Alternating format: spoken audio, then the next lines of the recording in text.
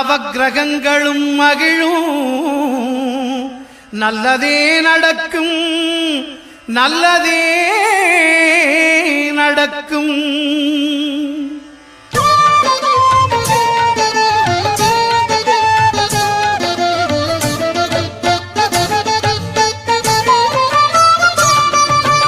ஒன்பது கோளும் ஒன்றாய் காண அங்கு கற்பகம் என்னும் கடவுளின் மெய்யில், ஒன்பது கோளும் ஒன்றாய் காண அங்கு கற்பகம் என்னும் கடவுளின் மெய்யில், சூரியன் முதலாய் 9 கிரகமும் பலவித குணங்களை கொண்டிருக்கும். எங்கள் கற்பக தருவில் அவை வரும்போது ஒன்றாய் சேர்ந்து பலனளிக்கும்.